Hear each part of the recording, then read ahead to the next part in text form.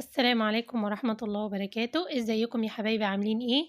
ان شاء الله تكونوا بخير. النهاردة ان شاء الله فيديو سهل وبسيط كده، ان شاء الله تستفادوا منه. النهاردة جايبة 3 متر قماش شمواه. قماش اللي هو السويدي الشمواه. جبت 3 متر، المتر ب65 جنيه، علشان هنعمل دريس كده سهل وبسيط مع بعض. ان شاء الله يكون سهل عليكم وتستفادوا من الفيديو. وما تنسوش اللي يستفاد من الفيديو يعمل لايك ويدوس اشتراك في القناة علشان يشجعنا ان احنا نستمر معاكم ان شاء الله. اول حاجة انا عندي هنا هعمل طول الجيبة بتاعتي من تحت. طبعا انا هقسم القماشة بالعرض كده متكررة مرتين. تمام، متكررة مرتين علشان انا عايزة الدرس يكون واسع من تحت، مش عايزاه يكون بعرض القماشة. وانا عندي القماشة بتاعتي 3 متر طبعا، فانا كده هطبق بالعرض وهاخد طول الجيبة بتاعتي. طول الجيبة بتاعتي حوالي 106، طول الجيبة 106، فانا هحدد طول الجيبة متكرر على الاتنين. وهبدأ ان انا طبعا هو متطبق على الاتنين، هبدأ ان انا اظبطها. يعني انا كده واخدة طول الجيبة بعرض القماش متكرر مرتين. بتأكد بس ان الجزء اللي هيفيض معاكي فوق ده هيجيب معاكي الوسط بتاع الفستان اللي هو طول الصدر. وهبدأ ان انا اقص. ان شاء الله تابعوا معايا الفيديو عشان تعرفوا انا ازاي طلعته من 3 متر، وهطلع الكم منين، وهظبط القماش بتاعي ازاي. كده انا طبقت القماشة دي كده بالعرض بتاعك اهو. هي متطبقة على العرض مرتين. العرض بتاعها عريض جدا، انا مش عايزة الدرس يكون الوسع عريض العرض ده كله، فبالتالي انا هاخد عرض الكم من عرض القماش. ان شاء الله تكون الفكرة واضحة ليكم وباينة. كده انا طبقت عرض القماش اهو، هو متطبق على الاتنين. وهبدأ ان انا اخد الكم، عرض الكم بتاعي. عرض الكم عندي 25. تمام، 25 سنتي، فانا هطبق 25 سنتي. بتأكد بس ان هي من كذا نقطة كده 25 عشان اقص القماشة تكون متساوية وما يكونش فيها قماش مش مظبوط وكله تمام. وهاخد طول الكم بتاعي، طول الكم حوالي 63 سنتي. 63 سنتي، يبقى انا هعمله 65 بالخياطات والرافية بتاعتي. هاخد سقوط الكم اهو، سقوط الكم او سقوط الترمبة عملته 13 سنتي. وباخد خط كده بالجنب، وببدأ ان انا اعمل الدوران بتاع الكم. تمام، وهاخد عرض الاسورة بتاعي من تحت. عرض الاسورة انا هعمله 13 سنتي. طبعا عرض الاسورة على حسب انت عايزة وسع الكم قد ايه. وهاخد من ال13 سنتي دي وهطلع لحد الكم بتاعي كده من فوق علشان يطلع معاكي مظبوط وما يكونش فيه اي مشاكل. وهبدأ ان انا اقص الكم، يبقى انا كده بقص الكم من عرض القماش علشان الجزء اللي فوق اللي باقي من القماش هطلع منه الصدر يا دوب. وانتي تعملي كده بحيث ان ما تحتاجيش 3.5. يعني احنا بنعمل الطريقة دي علشان محتاجش 3.5 في القماش. هسوي بس كده الكم بتاعي من تحت، وهعمل الفرطة بتاعة النص بتاع نص الكم. الفرطة دي بتساعدك وانت شغالة على المكنة ان الخياطة، الفرطة دي بتيجي عند خياطة الكتف. وياخد بس كده من ناحية سنتي لحد مكان الفرطة ده كده الكم من الأمام. وهعمل فرطة كده بالمقص برضو علشان وانا شغالة على المكنة اكون عارفة ان ده الكم. هقص بقى الجزء اللي باقي اهو بتاع اللي فاض من الكم ده، برضو هنطلع منه بقى الياقة وهنطلع منه حاجات تانية هتشوفوها معايا. كده بقى اللي باقي من عرض القماش كله انا هطلع منه الجزء بتاع الجيبة بتاع الدرس من تحت. هفتحه بس كده القماشة طبعا لان انا مطبقاها على الاتنين فهي مقفولة من فوق. هبدأ افتح القماشة بتاعتي من فوق، وهاخد الامام هطبقه لان انا هعمل على جزئين. انا هعمل الامام فيه زراير والخلف مفهوش، فهحتاج ان انا الامام يفرق عن الخلف مقدار المرد بتاعي اللي هو مقدار الزراير. هبدأ ان انا اطبق كده بقى الناحية بتاعتي دي كده على الاتنين عشان ده كده الامام. تمام، ده كده الامام بتاعي. وهبدأ بعدها طبعا هطبق عليها الخلف. وهخلي يكون في فرق الأمام، المرد طالع بتاعي كده، المرد عندي طالع لقدام شوية علشان يعني يبقى ده مقدار المرد. أنا بس كده ظبطت القماشة وهبدأ إن أنا أحطها على الجزء التاني. طبعا الأمام هيكون مفتوح لأن هو مرد، والخلف هيكون مقفول لأن هو أنا عايزاه مقفول، مش عايزة أعمل فيه خياطة في الوسط يعني. فالخلف هو اللي فوق، والأمام الحتة اللي طالعة لبره دي كده هي اللي مفتوحة. تمام كده أنا هسيب بس مقدار المرد حوالي 5 سنتي كده طالعين لبره، وهو طبعا متطبق على الاتنين. اللي أنا بحدد لكم الخطوط اللي عليها دي كده الخطوط، يعني ده كده الجزء بتاع المرد، عشان يبقى بس واضح ليكم إن أنا سايبة جزء كده طالع لبره، ده المرد بتاعي. وهبدأ بقى هاخد المقاسات بتاعتي من الجزء المقفول اللي هو بتاع الخلف، ملكيش دعوة بالمرد، يعني ما تحسبيش من أول المرد.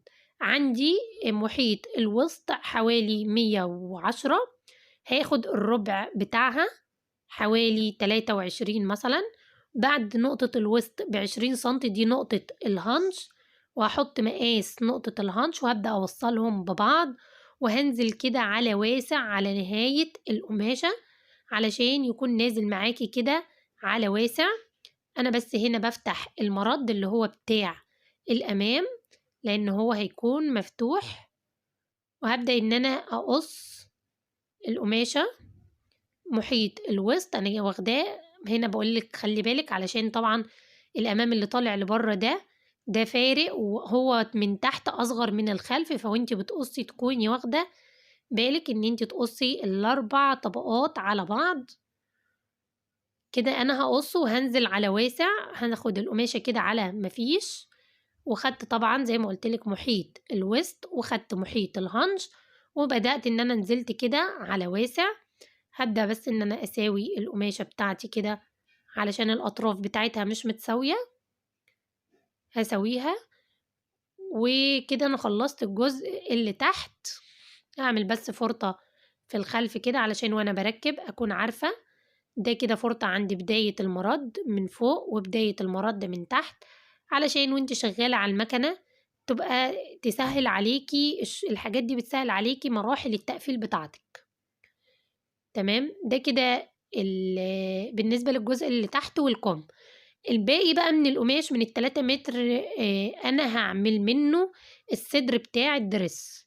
الصدر بتاع الدرس طبعا عندي هنا ما شاء الله جسمها مليان، فتقريبا هناخد العرض كله بتاع القماشة، بس برضو بنفس الفكرة هعمل مرد لبره طالع لبره، الجزء المفتوح مرد، والجزء المقفول ده الخلف. وانا هبدأ اخد مقاسات بتاعتي من الجزء بتاع الخلف، ماليش دعوه بالامام. دي برضو اللي انا بحدد لك الخطوط اللي عليها دي الجزء بتاع المرد انا سايباه زياده بره عن الخلف بتاعي، وهبدأ اخد مقاساتي من الخلف من الجزء المقفول.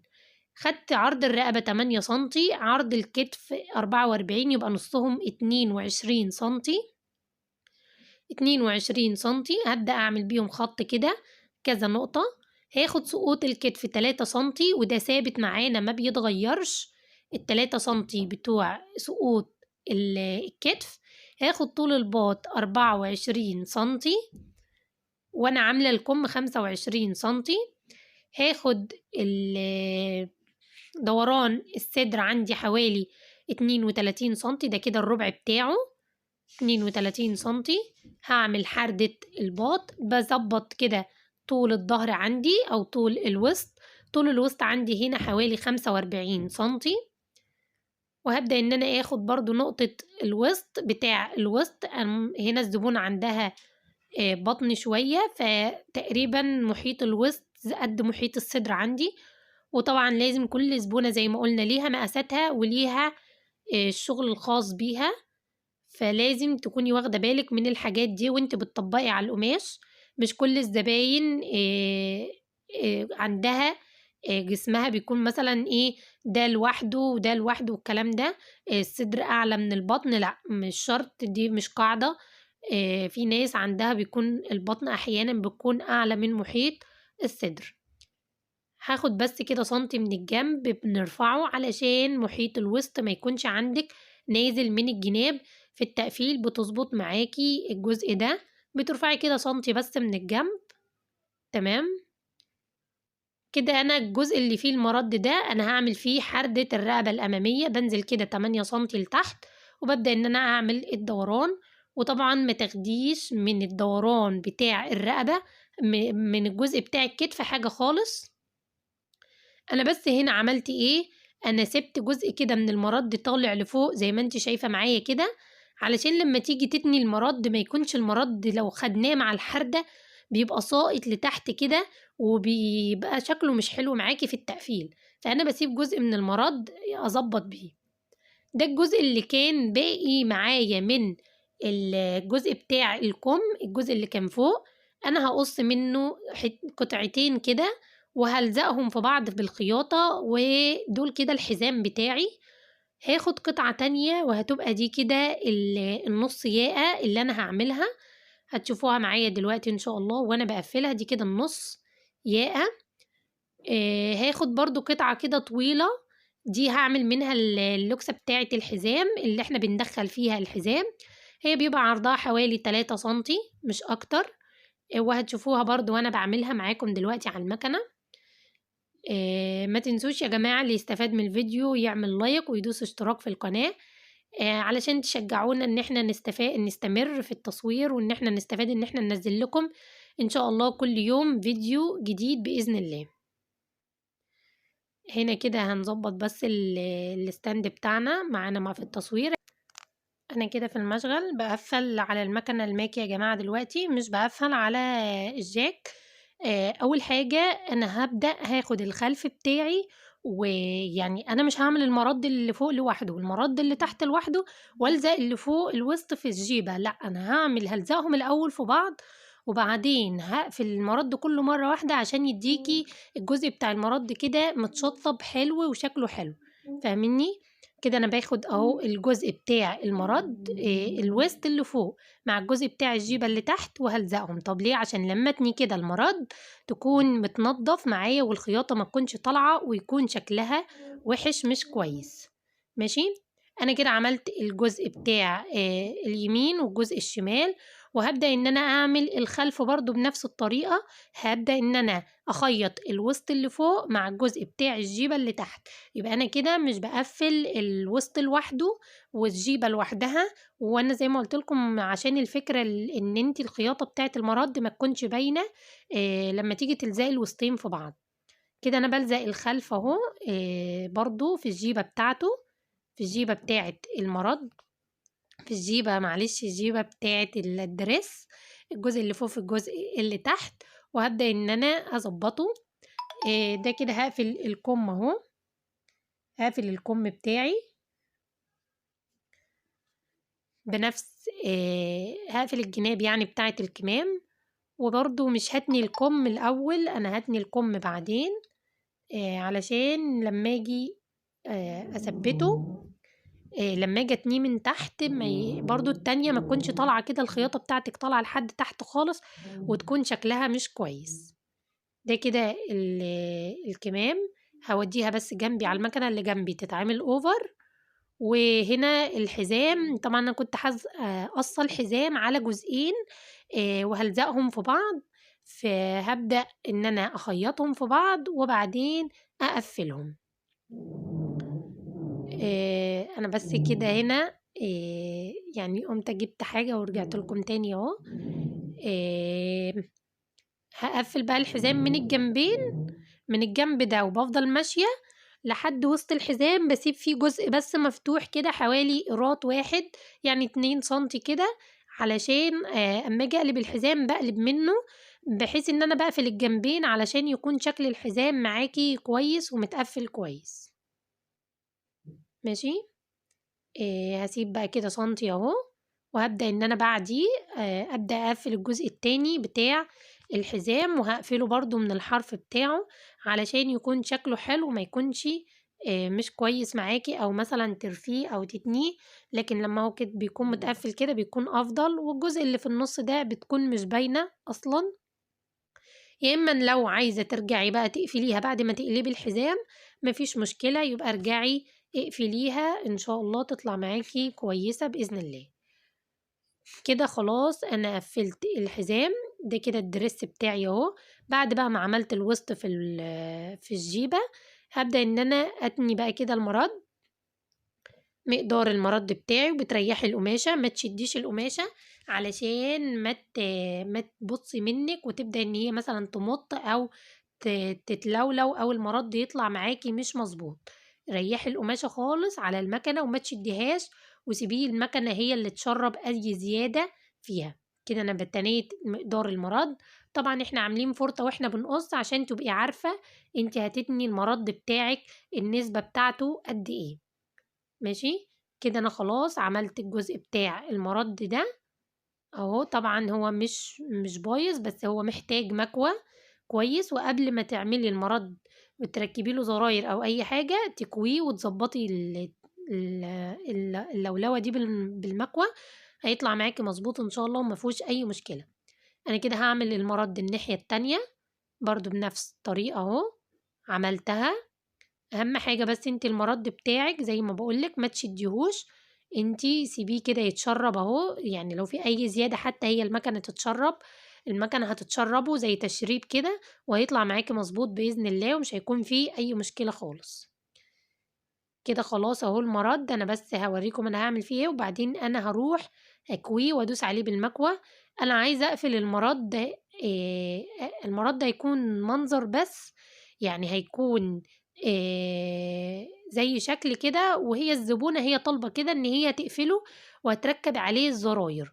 فانا هقفل تقريبا كده من عند الوسط او من فوق الوسط بشوية، وهسيب لها مقدار زرار واحد فوق بس وهعمل فيه عروة. هو ده اللي يتفتح ويتقفل معاها لان هي مش عايزاه مفتوح، هي عايزاه مقفول. انا كده حطيت المردين على بعض وهبدأ ان انا ادوس عليهم بالمكنة. ماشي. بحيث ان انا زي ما قلت لكم هركب الزراير عليها تكون منظر بس، مش هتكون زراير بتتفتح وتتقفل، وهو ده بناء على طلب الزبونة. كده خلاص انا قفلت المرد معايا لحد تحت. اهم حاجة بس ان انتي ما تشديش المرد علشان قماشة الشمواه دي زي ما احنا عارفين هي بيكون بتمط كده شوية، فمش هتبقى مظبوطة. لو شدتيها هتعمل معاكي لولوة شوية.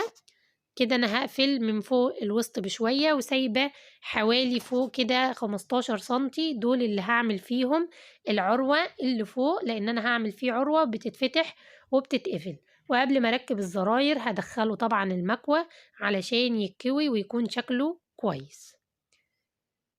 دلوقتي كده انا خلاص قفلت المرد بتاعي. هبدأ ان انا اقفل الكتاف. طبعا كده انت عندك الجزء الخلفي كله كامل على بعضه، الوسط بالجزء بتاع الجيبة، وعندك الجزء بتاع الامام برضو كامل على بعضه. الجزء كده انا قفلت كمان المردين على بعض وعاملاهم يدوب هو كده باقي على تركيب الايه الزراير. هقفل كده الجناب بتاعة الدرس.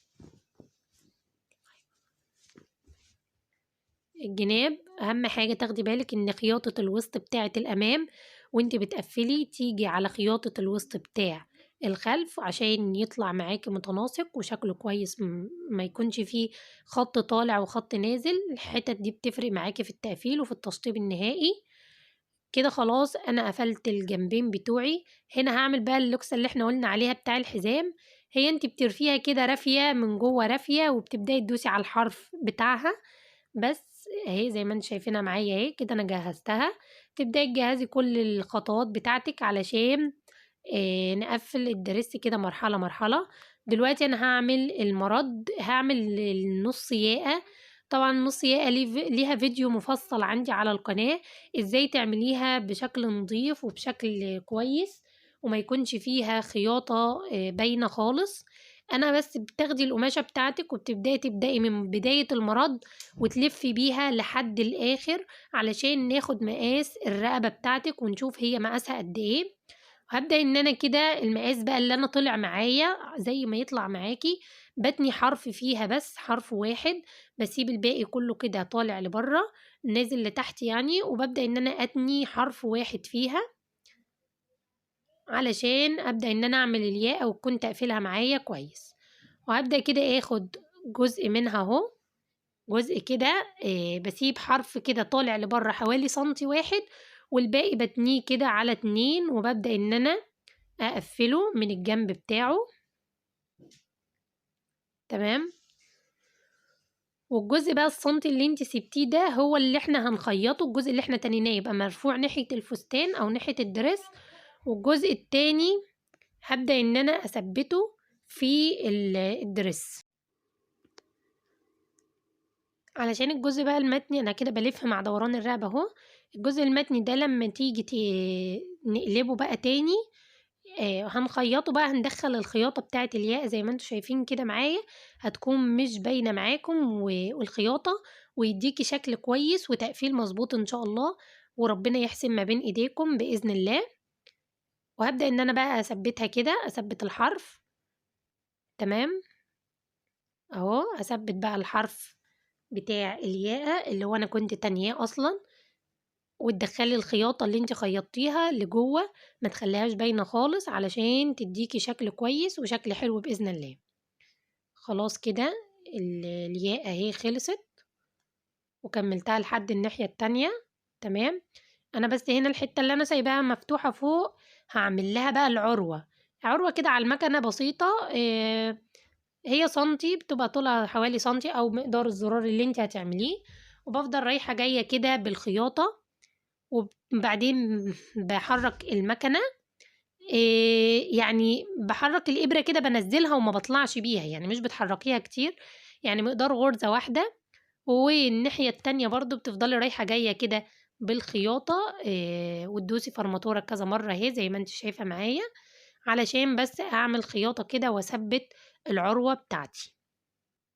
سهلة وبسيطة، وعلشان يعني أنا عملتها علشان ما اضطرش إن أنا أخلّي نفسي أروح، لازم بنركب مواصلة عقبال ما بنروح نعمل العراوي، فحبيت إن أنا أسهّل واختصر في الوقت يعني بس مش أكتر، وإن شاء الله يعني ربنا يصلح حالنا وحالكم يا رب جميعًا.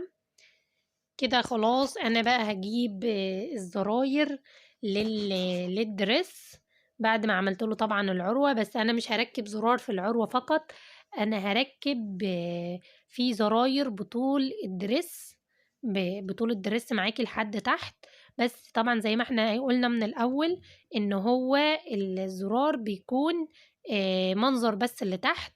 هافتح بقى العروة أهو بالمقص اللي أنا عملتها. أيوه كده هافتحها، هي بس كانت ناشفة شوية، هي القماشة ما شاء الله محمّلة جامد، فهنفتح بقى العروة كده، تمام. وخلاص هابدأ إن أنا بقى أخيّط الزراير كده وأثبّتها بإذن الله، والدرس سهل وبسيط وما خدش معانا وقت، أهي دي الزراير بعد طبعًا ما كويت المَرَد، هابدأ إن أنا أثبّت الزراير في هنا هاحط واحد عند العراوي، والباقي هاحط مثلًا بين كل زرار وزرار حوالي 13 سنتي فرق فقط، ماشي، هاركّب الزراير وارجع لكم تاني اورّيكم الشكل النهائي. ده كده الشكل النهائي للدريس بعد ما كمّلته، ما شاء الله والله يا جماعة طالع ما شاء الله تحفة، نتيجته حلوة، دريس سهل وبسيط بعد ما ركّبنا له الزراير. إن شاء الله يكون سهل وبسيط عليكم، وما تنسوش اللي يعجبه الفيديو واستفاد من الفيديو يعمل لايك ويدوس اشتراك في القناة ويكتب لنا كومنت حلو علشان تشجعونا إن احنا نكمل ونستمر معاكم وننزل لكم إن شاء الله فيديوهات جديدة ومتنوعة بإذن الله. ما شاء الله حلو جدًا وعجب الزبونة الحمد لله، وما تنسوش من دعواتكم، والسلام عليكم ورحمة الله وبركاته.